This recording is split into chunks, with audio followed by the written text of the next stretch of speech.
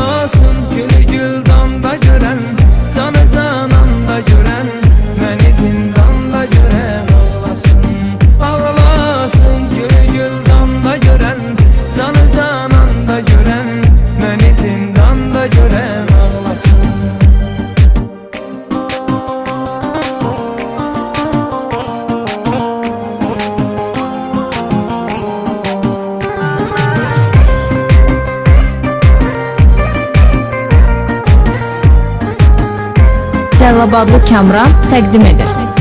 Diqqət edək sevinənlər, sevənlər, aşıq olub məşuqə can deyənlər, indi sevgi yoxdur deyib gedənlər, yarını cananla görən ağlasın.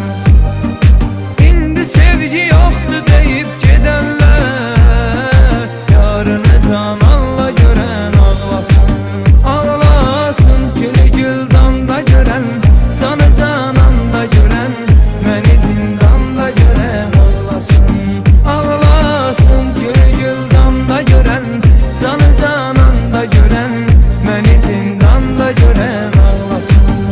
Ekskluziv olaraq Rum.az saytı üçün.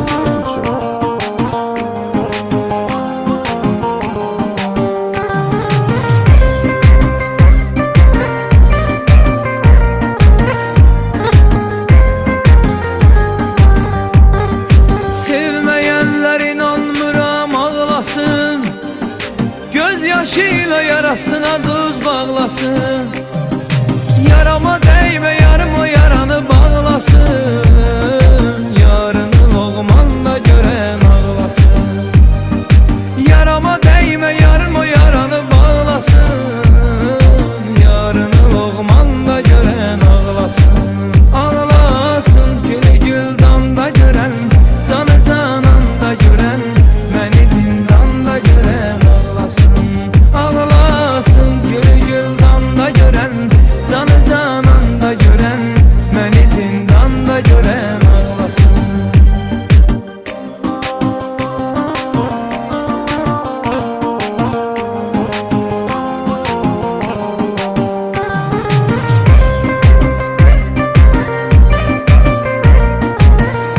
DJ Kamran Production təqdim edir.